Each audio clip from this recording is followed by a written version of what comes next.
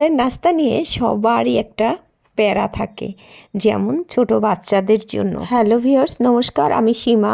আমিও সেই প্যারার বিপরীত না। দেখেন কিভাবে নাস্তাটা বানিয়েছি বিকেলবেলা। যেহেতু আমার বাবুর টিচার, গানের টিচার, মিষ্টি খায় না, তার জন্য একটু ঝাল ঝাল নাস্তা দিতে হয়। তো আজকে আমি বানিয়েছিলাম বাঁধাকপির চপ, বাঁধাকপির পকোড়া বানাতে কি কি লাগে তাহলে বলি। প্রথমে আমি বাঁধাকপিটাকে অর্থাৎ পাতাকপিটাকে অনেক সুন্দর করে কুচি কুচি করে কেটে নিয়েছি। তার সাথে দিয়েছি মটরশুঁটি, কাঁচামরিচ কুচি করে দিয়েছি, একটু পেঁয়াজ দিয়েছি। তারপরে তার সাথে আছে আদা আর রসুন পেস্ট, তার সাথে লবণ, হলুদ, একটু শুকনো মরিচের গুঁড়া, একটু গোলমরিচের গুঁড়া, সাথে আছে একটু সয়া সস, একটু টমেটো সস, আর হচ্ছে চালের গুঁড়া বা ময়দা, আর তার সাথে আছে একটু বেসন। এই হচ্ছে আমার রান্নার এভিডেন্স। তো দেখেন কিভাবে রান্না করছি।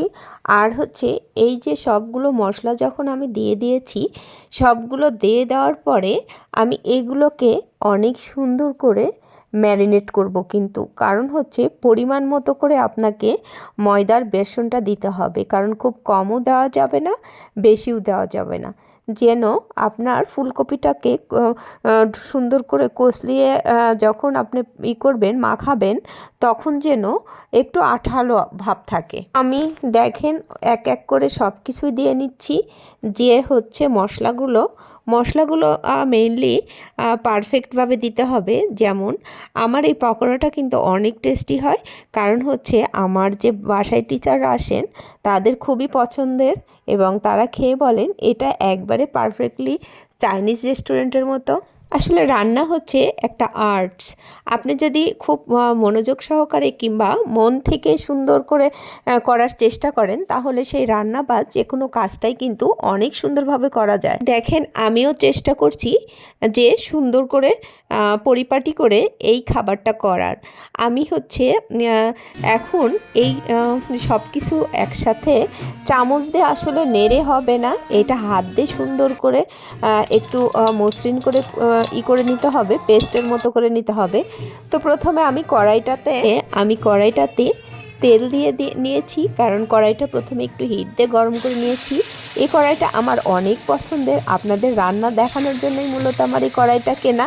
আমি তেলটা ভালো মতো গরম করে নিয়ে এবার এক একে এই হচ্ছে পকোড়াগুলো ছাড়ছি। তার মধ্যে কিন্তু মটরশুঁটি দেওয়া আছে। আমি বুঝতেই পারিনি যে মটরশুঁটি এত জোরে শব্দ করে ফেটে উঠবে। এক এক করে আমি পকোড়াগুলো দিয়েই যাচ্ছি, এবং প্রথমে তেলটা যেহেতু ভালো মতো আমি হিট করে নিয়েছি, গরম করে নিয়েছি, সেহেতু আপনি তখন আঁচটা খুব বেশি জোরে দিবেন না এবং খুবই লোয়ে দিবেন না, যেন একটা মিডিয়াম একটা রেঞ্জ থাকে, তাহলে আপনার পকোড়াটা অনেক সুন্দর মুড়মুড়ে হবে। যেহেতু মিডিয়াম আছে যদি আপনি করেন, তাহলে আপনার ক্রিসপি ভাবটা বেশি সময় থাকবে। আর যদি অনেক বেশি হিটে করেন, তাহলে কিন্তু ভাজার পরপরই সেই খাবারটা নরম হয়ে যাবে।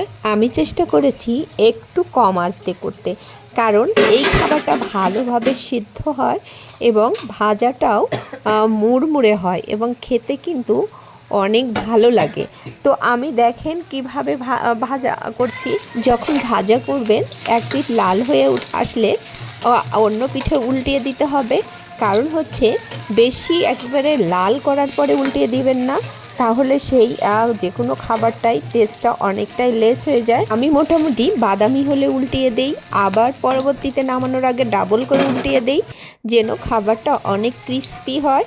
তো এইভাবেই আমি আমার পাতাকপির পকোড়াটা করেছিলাম। খাবারটা কিন্তু দারুণ একটা মজার খাবার, নাস্তা হয়েছিল। ধন্যবাদ সবাই।